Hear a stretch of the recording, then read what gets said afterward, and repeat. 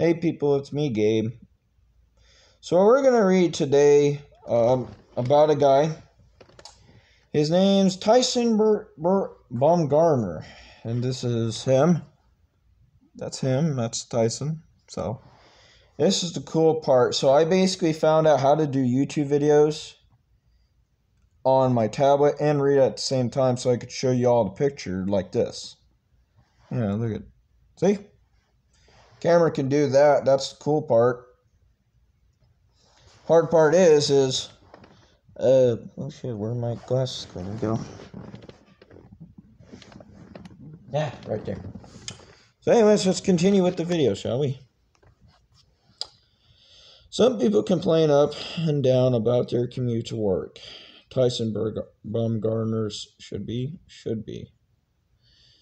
So anyways, I'm going to tell you all now. Make sure you hit the subscribe, like, and comment, and make sure you hit that notifications for the next videos. I will try to upload as many videos as I can today and probably tomorrow.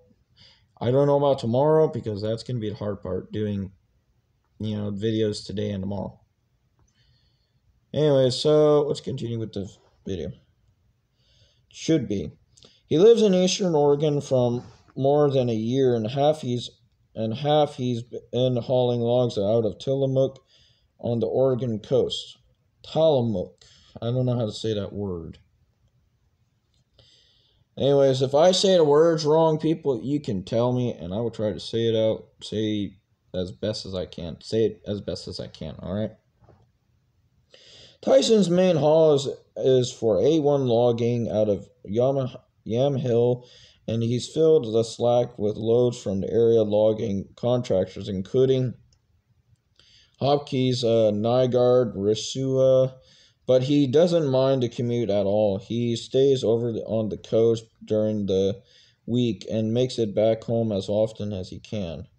Tyson loves hauling logs. He does the job with a 1995 Kenworth T800 slope nose powered by N4. I'm gonna show you the truck actually. So this is his truck. That's the Kenworth. This is it in black and white. I'll show you the one in color pretty soon. We're going to go page 8. Cummins motor and equipped with a 13-speed transmission, 411 rears on an 8-bag air ride suspension, drop axle, and peerless trailer with a Whitlock bunk gear. This was a truck that Tyson knew well. He bought it from A1 Logging in July of 2011. And I'm going to tell you all now, yeah, this is an older magazine because I'm going to buy the new ones basically off of eBay. And everybody's like, man, how are you going to do that? Like, do you have a credit card? Do you have a debit card? I have neither. So what I'm going to do is I'm going to go to Walmart. I'm going to get a prepaid Visa card. I'm going to use some of my Social Security check and use it to get a Visa card and all that stuff. So basically that's how I'm going to be able to buy the new stuff instead of talking about the old stuff. Hopefully I get the new stuff because I think that'd be awesome. Because I like reading new stuff. I like reading the old stuff, don't get me wrong. But I also like the new stuff. Because new stuff's a lot more interesting and newer than the old stuff. But I like the old stuff anyways. So let's continue, shall we? When he bought it. A1 login was July 2011. I knew who was driving it when I bought it. And hold on. When I bought it, and he was fixing it up. It came with the number 1 spot for the company, he says. Tyson's 22 is proud of the truck, as it had come right off the showroom floor. Being a young kid takes a lot to get respect. I try and keep a really clean truck, and that helps out a lot, he says. Young is right. Tyson earned his commercial driver's license in June of 2009, right after graduating from high school. He started out driving for his dad's company, Baumgartner Trucking, belly dumping and dump trucking around Pendleton. He hauled his first load of logs in January of 2010. When Chunk Berngardt disbanded his company, he gave his son a 1977 Peterbilt. The truck has a big Cam Cummins under the hood with a 13-speed transmission and Henderson suspension. It makes you appreciate it more when you eventually get a nicer one, Tyson says of his first truck, adding that it kind of just happened. That he found himself in the business, an independent owner-operator. I'm going to get a drink real quick, people, because I'm kind of parched. Anyways, everybody's like, where do you get your water from? This thing. This is my Igloo water jug. I love it to death.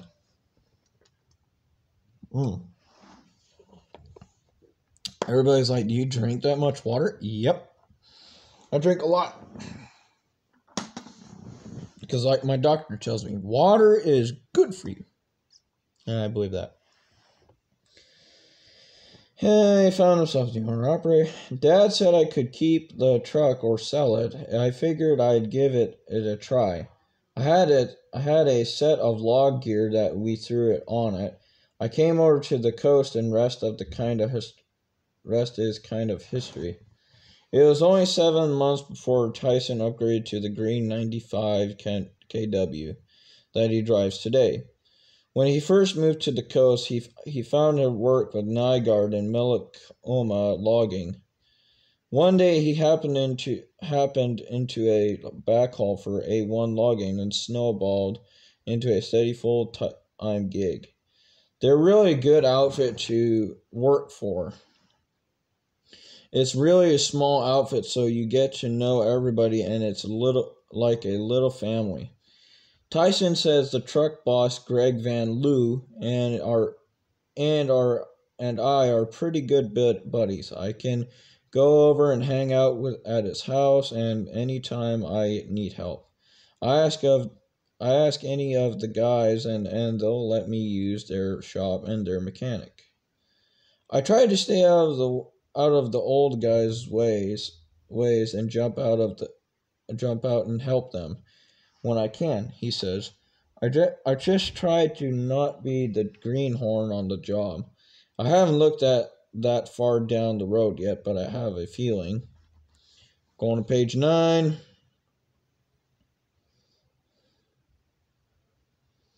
Oh yeah, here it is. Here's a picture of the truck with a turkey rack. That's right. My grandpa told me what a turkey rack is. Here it is. That's the that's the T800, 95K T800 truck he's got. This is A1 logging outfit. So you see this little brown thing here? That's a turkey rack. Now everybody's wondering what the heck is a turkey rack.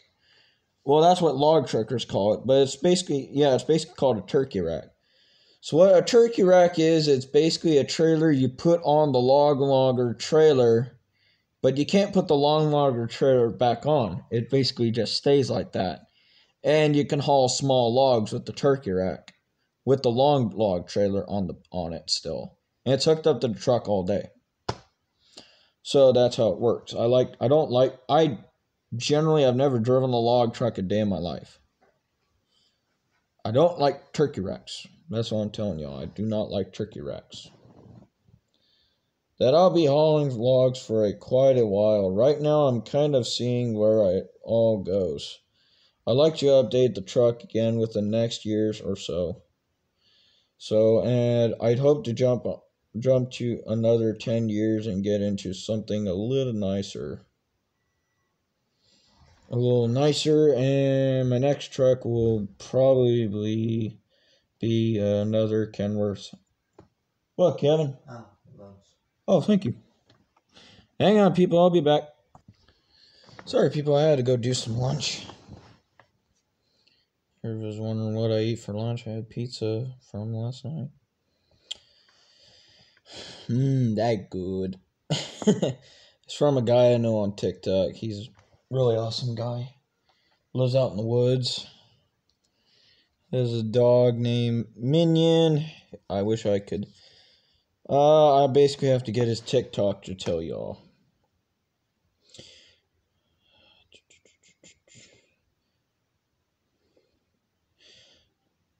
Alright, so let's continue with Tyson Bermgard. My next truck will probably be another Kenworth. I've always been a fan of Kenworth. Tyson only been in the business of log hauling a relatively short time, but he feels like that so far he's been pretty successful. To him, that means keeping your head above water and surviving. I've been able to help out when I can, and I've always had my fallback money so that if something happens to go wrong, I can cover it. Tyson's family history goes back to his grandfather, who lived in Tillamook and operated a dump truck and hauled logs in the early days. And later on, he pulled a flatbed and hauled chips. Chuck Bermgard started out much like his son would later on, driving trucks through the local parade and using them to move and hay around on the family farm. He too jumped in a truck for pay when he turned 18. When he moved his family to Pendleton, he bought a dump truck and a belly dump and worked most of the time in the construction trade, and then hauling logs during the winter. After selling his dump truck, Chuck hauled logs and lowboying equipment for woodland transport. Anyways, people, we're going to have to make a second video. I will be right back. Bye.